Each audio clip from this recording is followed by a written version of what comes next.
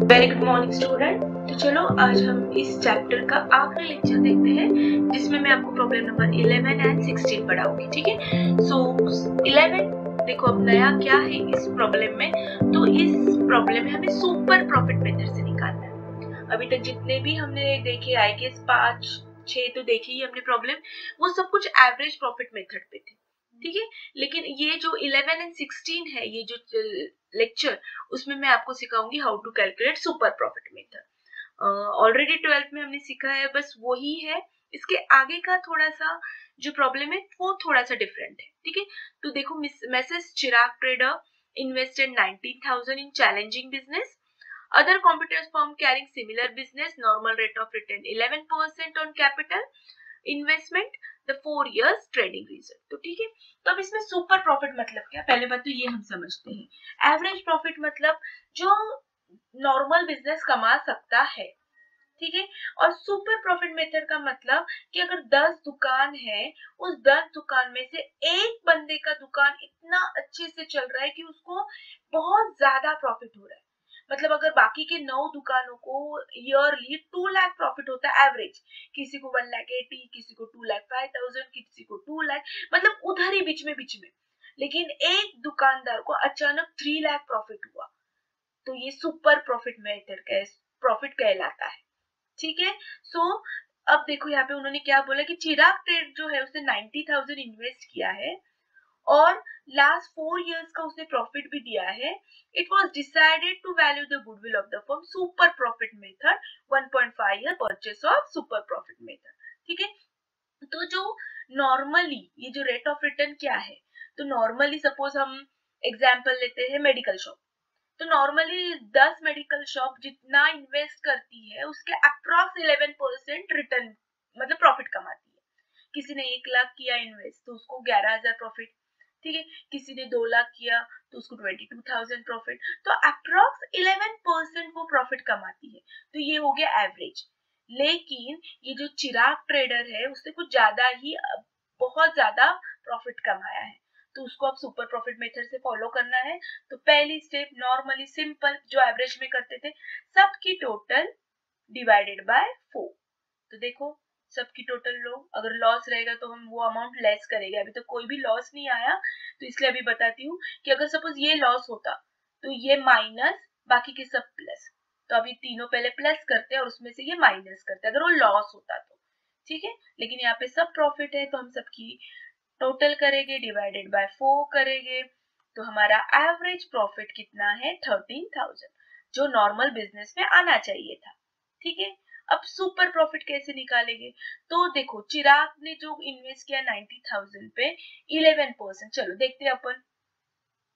तो calculation of normal profit कैसे, जितना पैसा हमने इन्वेस्ट किया, कैपिटल इम्प्लॉयड मतलब investment amount into normal rate of return, ये देगी आपको नॉर्मल रेट ऑफ रिटर्न।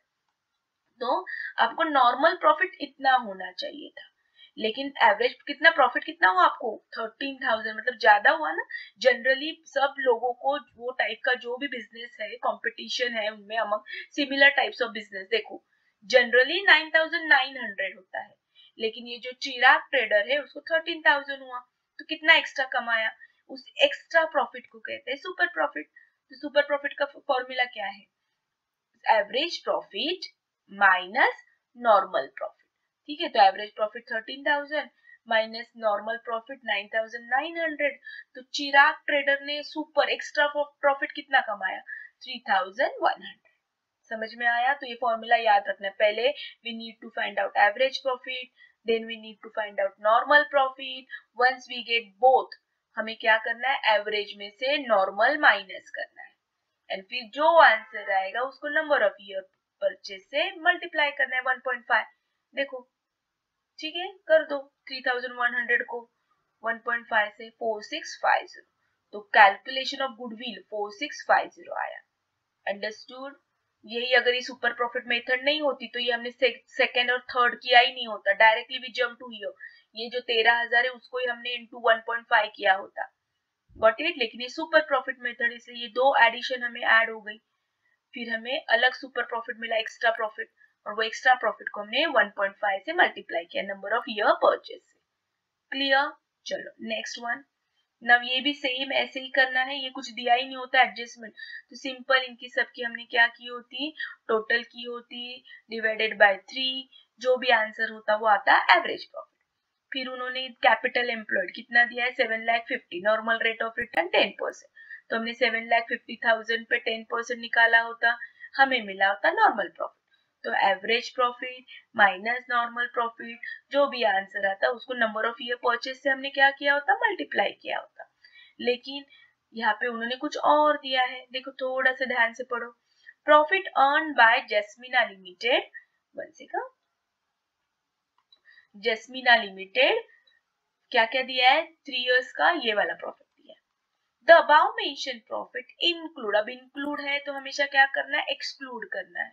क्या इंक्लूड है, नॉन रिकरिंग नेचर प्रॉफिट, ठीक है। तो इसमें जो इंक्लूड है 30,000 नॉन रिकरिंग है, मतलब नॉन रिकरिंग का मतलब क्या है कि ये इनकी जब टोटल आएगी तो ये एवरेज होगी, उसमें 30,000 फिर से कभी होने वाला नहीं है प्रॉफिट, नॉन रिकरिंग मतलब फिर से बार बार नहीं होगा, ठीक है। एक बार कुछ तो हुआ रहेगा फॉर्चुनेटली, कुछ तो और उसमें प्रॉफिट हुआ रहेगा, लेकिन हर साल नहीं होने वाला, तो ये अलाउड नहीं है इसमें, ठीक है। किसमें, एवरेज में। तो जब हम इसका एवरेज निकालेंगे तब उसमें से हम 30,000 माइनस करेंगे, ठीक है। आगे इंफॉर्मेशन क्या दी है, कैपिटल एम्प्लॉयड, कितना एम्प्लॉयड, अगर किसी ने 7,50,000 एम्प्लॉयड किया तो उसको रेट ऑफ रिटर्न है 10%। Reference to annuity table show the present value, अच्छा अब ये क्यों दिया है, तो उन्होंने बोला है आपको ये मेथड से भी फाइंड आउट करना है, ये मेथड से है इसलिए ये दिया, ये आपको डोंट वरी, ये आपको पेपर में देने वाले, ठीक है। तो ये याद वगैरह रखने की जरूरत नहीं है, पेपर में प्रोवाइड किया जाएगा कितना परसेंट का एन्युटी कितना है। तो ये हमें दो मेथड से फाइंड आउट करना है, एक तो सुपर प्रॉफिट मेथड से और दूसरा एन्युटी सुपर प्रॉफिट मेथड से, ठीक है। तो चलो स्टार्ट करते हैं। सबसे पहले नॉर्मल हम निकालो, यहाँ पे एवरेज प्रॉफिट निकालो, सबका टोटल करो, ऑल 3 इयर्स प्रॉफिट है तो तीनों के total divided by 3 we get 2,30,000, clear. ये ठीक है 2,30,000, लेकिन ये भूलना नहीं है, ये एडजस्टमेंट नहीं होती तो हमारा 2,30,000 आता, लेकिन उन्होंने क्या बोला, इसमें क्या इंक्लूड है, एवरेज में क्या इंक्लूड है 30,000, जो फिर से नहीं आने वाला है, प्रॉफिट नहीं होने वाला है। तो इसमें जो 30,000 है ये फिर से तो नहीं आएगा, तो ये तो गलत प्रॉफिट हम बता रहे हैं ना सामने वाले को। तो इसमें से पहले 30,000 माइनस करो एवरेज प्रॉफिट में से 30, क्योंकि नॉन रिकरिंग है। तो एक्चुअल हमारा हर साल का एवरेज प्रॉफिट कितना है, 2 लाख। सचमुच जो प्रॉफिट होता है वो है 2 लाख, ठीक है। 30,000 तो एक बार कुछ तो प्रॉफिट हुआ था इसलिए ऐड किया था, अब जरूरत नहीं है इसलिए लेस कर दो, तो एवरेज प्रॉफिट 2 लाख आया।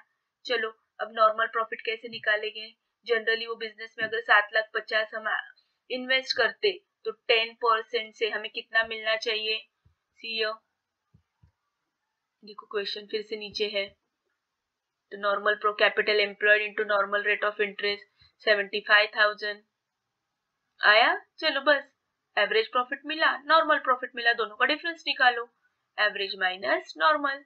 पहले 2 लाख मिला था उसमें से 75, 1,25,000, तो ये हो गया सुपर प्रॉफिट 1,25,000, ठीक है। चलो अब मेथड, गुडविल कैसे कैलकुलेट करेंगे, super profit into number of year purchase, so super profit मिला है हमें 1,25,000 into number of year purchase 3 दिया है उन्होंने, क्वेश्चन में ठीक से पढ़ो 3 इयर्स दिया है उन्होंने, बस कर दो। अब एन्युटी वाला same, super profit into annuity value, वो भी दी है उन्होंने, डन, समझा। सुपर प्रॉफिट रहेगा तो number of year purchase, but उन्होंने बोला है नहीं हमको एन्युटी मेथड से देना है, तो instead of number of year purchase हमें कौन सी इंफॉर्मेशन लेनी है, ये वाली एन्युटी है। देखो 2.674, तो हमने ये 3 साल के बजाय ये लिया, ठीक है। ये अलग अलग मेथड है, अगर उन्होंने यही मेथड सी पूछी होती तो हम यही पे स्टॉप होते, बट उन्होंने ये वाला भी पूछा, तो कुछ नहीं करना है, सेम फॉर्मूला यूज करना है, सिर्फ नंबर ऑफ ईयर की जगह पे एन्युटी वैल्यू लिखनी है, वो भी वो देने वाले हैं, हो गया। Almost I covered your goodwill method, I don't think इसके अलावा कुछ आएगा, फिर भी आप आपके कॉलेज से थोड़ा सा पूछ लो क्या क्या आ सकता है, ठीक है। आई होप आपको ये चैप्टर बहुत अच्छे से समझा है। बहुत ही जल्दी, डोंट वरी, मैं इंश्योरेंस वाला जो चैप्टर है लॉस जो होता है तो वो जरूर लेकर आऊंगी, तब तक के लिए ये आप चैप्टर नंबर 3 और 4 देखो। सो तब तक के लिए have a nice day, bye bye.